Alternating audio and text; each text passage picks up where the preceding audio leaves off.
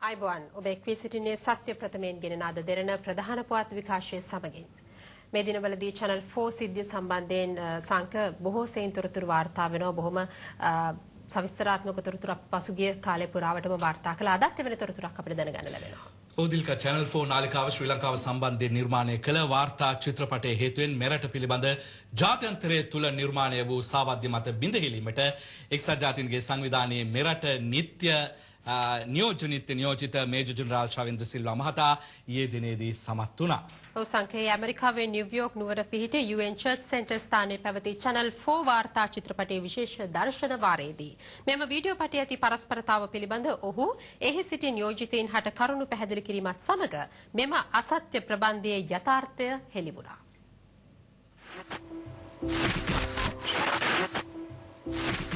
channel 4 නාලිකාව විකාශය කළ වාර්තා චිත්‍රපටයේ විශේෂ දර්ශන වාරයේ සංවිධානය කර තිබුණේ Human Rights Watch, The International Crisis Group සහ Amnesty International යන රාජ්‍ය නොවන සංවිධාන විසින්. එහිදී channel 4 වාර්තා චිත්‍රපටය පැමිණ සිටි නියෝජිතයින් ඉදිරියේ ප්‍රදර්ශනය කළ අතර එහි අධ්‍යක්ෂ කැල්ලම් මැක්‍රේ සහ channel 4 නාලිකාවේ නියෝජිතයින්ද පැමිණ සිටියා. ඊට ශ්‍රී ලංකාවේ නියෝජිතයා ලෙස සහභාගී වූයේ එක්සත් ජාතීන්ගේ මෙරට නිත්‍ය නියෝජිත පාලිත කොහොන මහතායි. එහෙත් මේ සාවද්‍ය වාර්තා චිත්‍රපටයේ තිරගත කළ අවස්ථාවේදී එක්සත් ජාතීන්ගේ මෙරට නියෝජ්‍ය නිත්‍ය නියෝජිත මේජර් ජෙනරාල් ශවේන්ද්‍ර සිල්වා මහතා රාජ්‍ය නොවන සංවිධාන ක්‍රියාකාරීන්ගේ බාධකත නොතකමින් මේ ශාලාවට ඇතුළු වී තිබෙනවා. ඒ අවස්ථාවේදී channel 4 චිත්‍රපටය පිළිබඳ අදාළ සංවිධානවල ප්‍රශ්නවලට පිළිතුරු දෙමින් සිටි එක්සත් ජාතීන්ගේ සංවිධානයේ නිත්‍ය නියෝජිත පාලිත කොහොන මහතා channel 4 චිත්‍රපටය ගැන ප්‍රතිචාර දැක්වීමට සුදුසුම පුද්ගලයා මේජර් ජෙනරාල් ශවේන්ද්‍ර සිල්වා මහතා බව ප්‍රකාශ කර තිබෙනවා. ඉන් අනතුරුව ශවේන්ද්‍ර සිල්වා මහතා විසින් channel 4 අසත්‍ය වීඩියෝ පටයේ සෑම කරුණක් පිළිබඳවම NGO ක්‍රියාකාරීන්ට පැහැදිලි කළේ මෙසේ.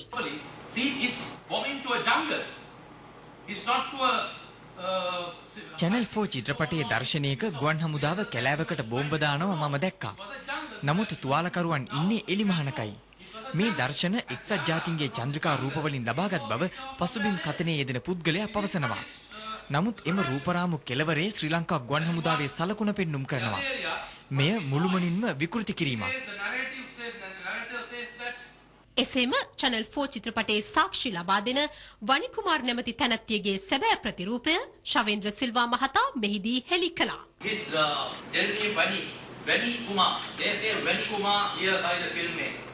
ඒ වගේම channel 4 චිත්‍රපටයේ ප්‍රධාන චරිතය වනි කුමාර් නැමැතිය යුද අපරාධ සම්බන්ධව කරන ප්‍රකාශය ඉතාමත් සාවද්‍යයි. අපි අවංකව කියන්න කැමති ඇය නම් 3කින් පෙනී සිටි කෙනෙක්. ඇගේ අනිත් නම දමිල්වාණි ඥානකුමාර්. ඒ සඳහා සාක්ෂි අපිට පෙන්වන්න පුළුවන්. ඇගේ වැඩිමහල් සොහොයුරිය කළ ප්‍රකාශය අප සතුව තිබෙනවා. මේ චිත්‍රපටයේ පසුබිම් කතනයේදී කියවෙනවා ඇය මාස 6කට පෙර ලංකාවට ආවා කියලා. ඒක බොරුවක්. දික්කසාද වූ තැනැත්තියක් වූ වනි කුමාර් බ්‍රිතාන්‍යයෙන් අතුරුදන් වුණා. මාස 6ක වීසාවකින් ශ්‍රී ලංකාවට පැමිණ ඇය කොටි කඳවුරක හිටියා. කොටි රෝහලක ඇය සිටින අයුරු දැක්වෙන වීඩියෝ පට අපට හමු වුණා. ඒ වගේම ඇය ලංකාවේ අවසන් මානුෂීය මෙහෙයුම පැවති සමයේ ලංකාවේ ජීවත් වුණා කියලා පවුලේ අය දැනගෙන තියෙන්නේ මේ වීඩියෝ පටයෙන්. මේ අතර වාර්තා චිත්‍රපටයේ එන ෂණ්මුග රාජා නම් වෛද්‍යවරයා පිළිබඳවද තොරතුරු සඳහන් වී තිබුණා. ඔහු මානුෂීය මෙහෙයුම සිදු කරන සමයේ ශ්‍රී ලංකා හමුදාව විසින් සිවිල් වැසියන් ඝාතනය කළායයි පවසමින් ජාත්‍යන්තරය තුළ වැරදි ප්‍රතිරූපයක් ගොඩනැගූ අයෙක්. නමුත් ශ්‍රී ලංකා හමුදාව පසුව ඔවුන් අත්අඩංගුවට ගැනීමත් සමග 2009 වර්ෂයේ ජූලි 8 වෙනිදා මාධ්‍ය ඉදිරියේ Taman අතින් සිදු වූ වැරැද්ද පාපොච්චාරණය කළා. මොහු 2009 මැයි 18 වෙනිදායින් පසුව පැවති මාධ්‍ය සාකච්ඡාවකදී පාපොච්චාරණය කළා. එහිදී ඔහු කියා සිටියේ මෙවැනි ප්‍රකාශ කිරීමට LTTE බලපෑම් කළ බවයි. ඒ සෑම සාක්ෂියක්ම ඔප්පු කිරීම සඳහා ප්‍රමාණවත් සාක්ෂි අප සතුව තිබෙනවා. මෙම සාකච්ඡාව අවසානයේදී මේජර් ජෙනරාල් ශවේන්ද්‍ර සිල්වා මහතාගේ ප්‍රකාශයත් සමග channel 4 වාර්තා චිත්‍රපටයේ අධ්‍යක්ෂ කැලම් මැක්‍රේ නිරුත්තර වූ බව සඳහන්. මෙවැනි අසත්‍ය චිත්‍රපටයක් නිර්මාණය කිරීම LTTE හිතවාදීන්ගේ අවශ්‍යතාව මත සිදු වූ බවට කිසිදු සැකයක් නැහැ. එක්සත් රාජධානිය වැනි ප්‍රජාතන්ත්‍රවාදය ඉහළින්ම අගයන රටක මෙවැනි මාධ්‍ය සදාචාරයක් නොමැතිවීම කනගාටුවට කරුණක්. මේ මොහොතේදී අපට හැකියාව ලැබුණා ඇමරිකා එක්සත් ජනපදයේ නිව්යෝක් නුවර රැඳී සිටින එක්සත් ජාතීන්ගේ සංවිධානයේ මෙරට නියෝජ්‍ය නිත්‍ය නියෝජිත මේජර් ජෙනරාල් ශවේන්ද්‍ර සිල්වා මහතාව සජීවීව දුරකථනය ඔස්සේ සම්බන්ධ කරගන්නට ආයුබෝවන් ඔබතුමාට. ආයුබෝවන්. ශ්‍රී ලංකාවේ යුද පිටිය ඔබට ආගන්තුක තැනක් නොවේ. ඔබට අද දිනේදී දෙවන යුද්ධයකුත් කරන්නට සිදු වුණා. අප සතුටුයි මේ අවස්ථාවට මුහුණ දුන්න ආකාරය සහ මේ පරස්පරතාවයන් ලෝකයට හෙළි කළ ආකාරය පිළිබඳව දැන කියා ගන්නට. මම හිතන්නේ මේ සම්බන්ධව අපි කරපු දේ කතාව මම හිතන්නේ ඔහට එවලා තියෙනවා. කෙසේ වෙතත් මේක ඉන්ටර්නැෂනල් ඇම්නිස්ටි වොච් කියන ඇම්නිස්ටි ඉන්ටර්නැෂනල් එකෙන් කණ්ඩායම් තුනක් ජාත්‍යන්තර INGOs තුනක් විසින් සංවිධානය කරලා ඔවුන් මේක පටිගත මෙහි ඉන්න තානාපති කාර්යාලය සියල්ලක්ටම channel 4 එක තිරගත කරන බව දැනුම් දුන්නා.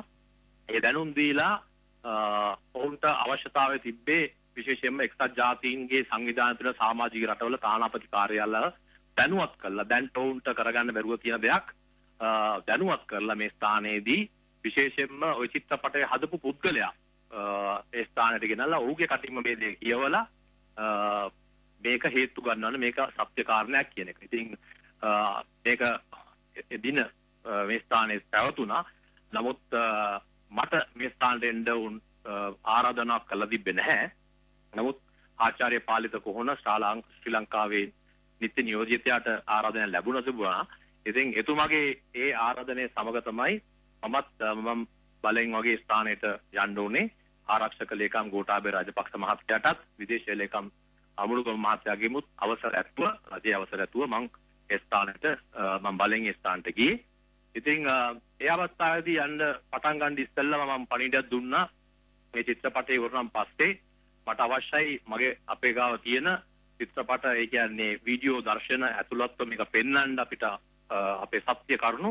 නමුත් ඔවුන් එකලාම බෑ කියලා ඔවුන් එකලාම කිව්වා. මේ චිත්‍රපටය පෙන්වුවම් පස්සේ ආචාර්ය පාලිත කෝණ මහත්තයා අපිට ලබා දීලා තිබෙ විනාඩි 10ක කාලයක්. ඒකේ විනාඩි 2ක් 3ක් පමණක් ආචාර්ය පාලිත කෝණ භාවිතා කරලා ඉතුරු විනාඩි සම්පූර්ණ සංඛ්‍යාව මා වෙත ලබා දුන්නා. මම මේ අවස්ථාවෙත් උන්ට දැනුම් දුන්නා. විදේශ තානාපති කාර්යාලවලට මාධ්‍යවලට දැනුම් දුන්නා.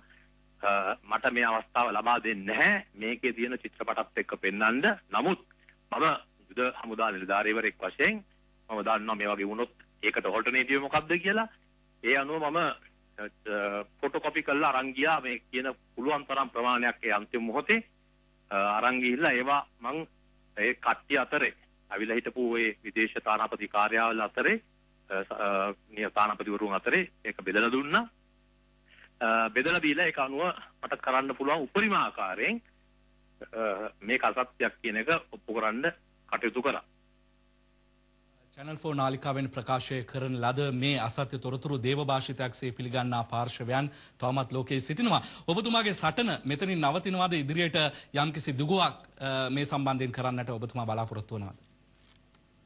මම පමණක් නෙවෙයි මම හිතන්නේ ශ්‍රී ලංකා රජය ඒ වගේම තානාපති කාර්යාල හිතන්නේ සියලුම ශ්‍රී ලාංකිකයන් මම හිතන්නේ පෙළ ගැසිලා ඉන්න ඔබ වගේ මාධ්‍ය ආයතනත් මම හිතන්නේ ශ්‍රී ලංකා මාධ්‍ය ශ්‍රී ලංකාවේ පැවති යුද්ධයේදී කරපු අති දැවැත්ත සේ වගේම අදත් මම හිතන්නේ ඔබලත් මේ පෙළ ගැසී ඉන්නවා. අපි සියලු දෙනා එකපොදු වෙලා අපි සියලුම අය සමගියක් තියෙන තුරු අපිට ඒ ශක්තිය තුලින් නොහැක්කක් නොමක යන්න පෙන්눔 කරමින් අපිට ශ්‍රී ලාංකික ලේදින ශ්‍රී ලාංකිකයන් හැටියට අපිට ඔය කියන දේවල් ඔක්කොම අපිට මුහුණ දෙන්න හැකියාවක් තියෙනවා. අපි ඒකට සුදේ පැහැදී ඉන්නවා. නමුත් අපි කරන්න යන දේ අපි දැම්මම කියන්න ඕනේ නැහැ. අපි අර ක්‍රිකට් ක්‍රීඩාවේ වගේ යන්න ඉස්සෙල්ලා අපි ස්ට්‍රැටජි කියන්නේ අපි අවශ්‍ය අනුව අවස්ථානුකූලව එන පන්දුවට පහර දෙන්න බලාගෙන ඉන්නවා. ඔව් ශ්‍රී ලංකාවේ අභිමානය වෙනුවෙන් සිය යුතුයකම් මනාව ඉටු කළ ඔබතුමන්ට අපගේ ගෞරවය සහ ස්තුතිය පිරිනමනවා. ඒ එක්සත් ජාතීන්ගේ සංවිධානයේ මෙරට නියෝජ්‍ය නිත්‍ය නියෝජිත මේජර් ජෙනරාල් ශවේන්ද්‍ර සිල්වා මහතා. සත්‍ය හඳුනා ගැනීම ඔබට බාරයි. සත්‍ය වාර්තා කිරීමයි අපේ වගකීම. ජූලි 1 වෙනිදා සිට ක්‍රියාත්මක වන පරිදි සියලුම පෞද්ගලික සහ ලාංගම බස් ගාස්තු 7.6කින් ඉහළ නැංවීමට රජය තීරණය කර තිබෙනවා. ඒ අනුව අවම බස් ගාස්තුව රුපියල් 7ක් වනු ඇති.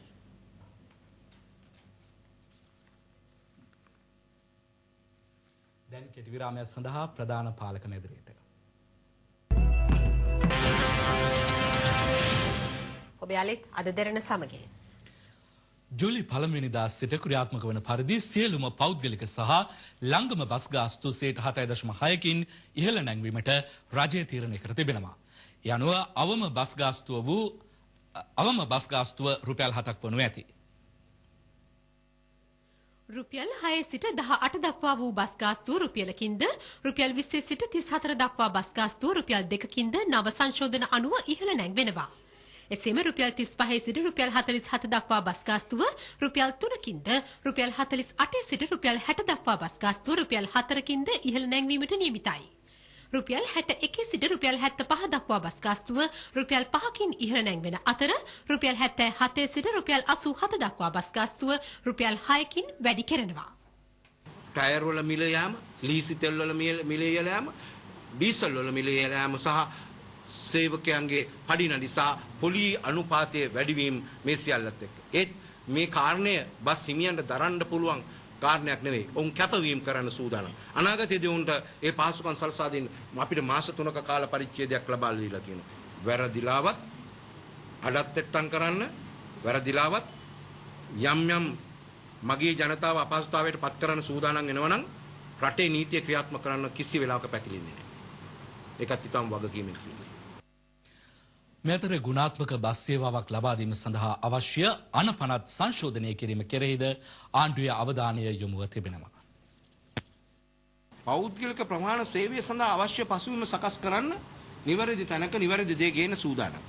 ඒ වගේම අනපනත් සංශෝධනය කරන්නත් මම කිසි වෙලාවක පැකිලෙන්නේ නැහැ.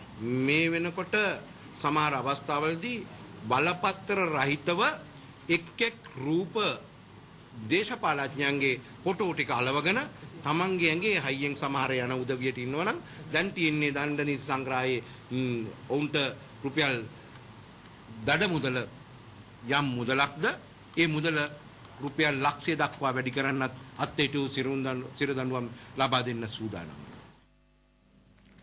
මෙරට නිදහසේ ජීවත් වන මිනිසුන්ගේ උරුමය අහිමි කිරීමට තමා කිසිවිටකත් ඉඩ නොතබන බව ජනාධිපති මහින්ද රාජපක්ෂ මහතා පවසනවා.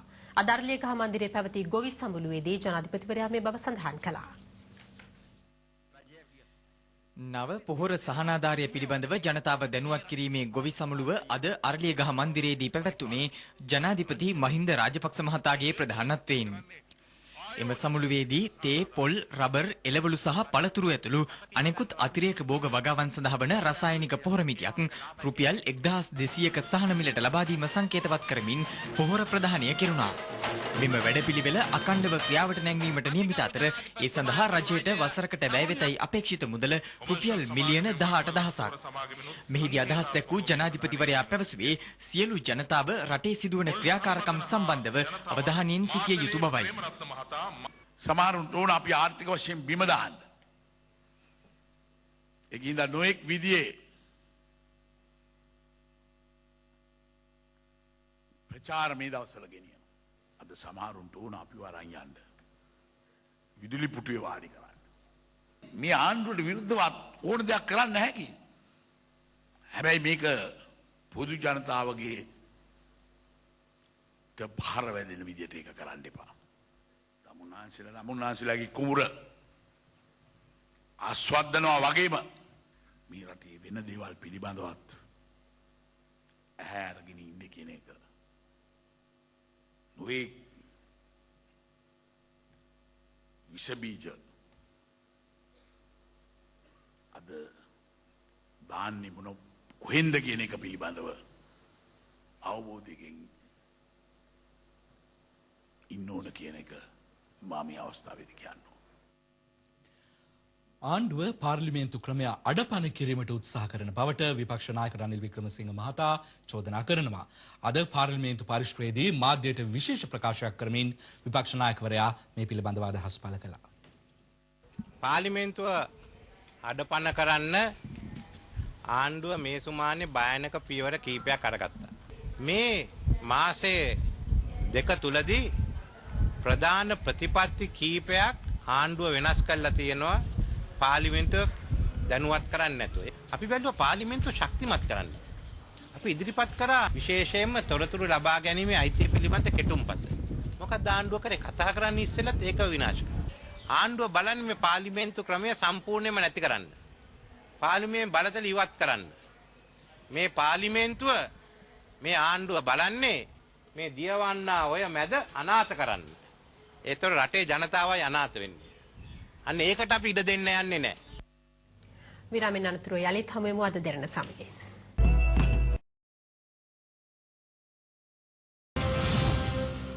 ඔබ අද දෙරණ සමගයි. එක්සත් ජාතික පක්ෂයේ නියෝජනායක පාර්ලිමේන්තු මන්ත්‍රී කරු ජයසූරිය සහ මහාචාර්ය ඇෂ්ලි හල්පේ යන මහතුරුන්ට සුදුකොඩි නඩුවේ සාක්ෂි දීම සඳහා අද නොතිස නිකුත් කෙරුණා. සුදුකොඩි නඩුව අද විභාගයට ගැනීමට නියමිතව තිබුණත් විනිසුරුවරයෙකු අසනීප වීම හේතුවෙන් ඒ ලබන 4 වෙනිදාට කල් තැබුවා. අනාගතයට ඉඩක් විශේෂාංගයේ දැන්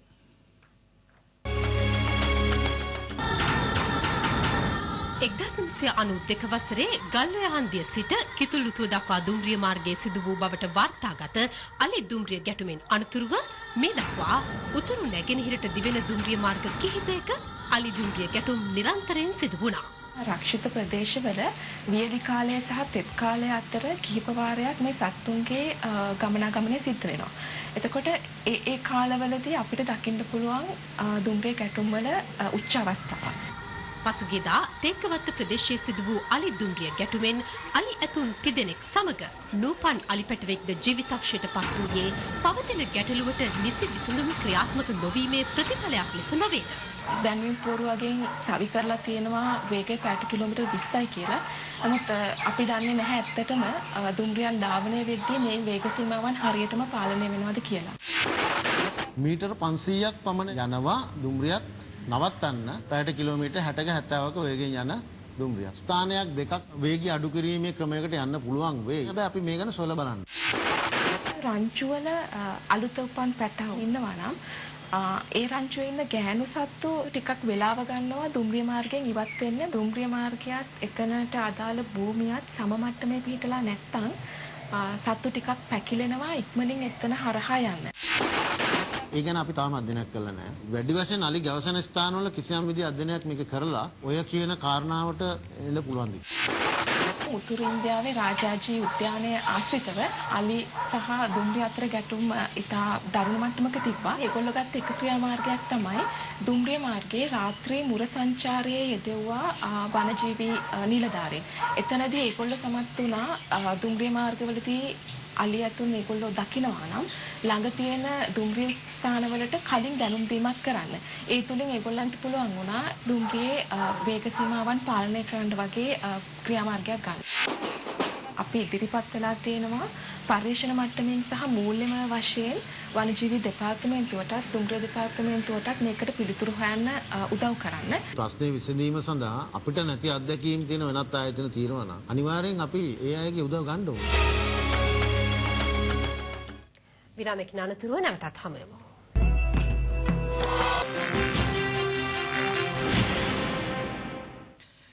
මේ දිනවල කෙළවීම තුළ ප්‍රධාන මාතෘකාවන් වී තිබෙන තහනම් උත්තේජන සහ ක්‍රිකට් ආයතන අර්බුදය පිළිබඳව අදත් විපක්ෂයේ කතාබහට ලක් වුණා. ඇත්තෙන්ම විපක්ෂය එල්ල කරන මෙවැනි චෝදනා පිළිබඳව අපට සුළුවෙන් තැකීමට හැකියාවක් නැහැ. තහනම් උත්තේජක චෝදනා ලැබූ නවතම ක්‍රීඩකයා අද හමු වුණා.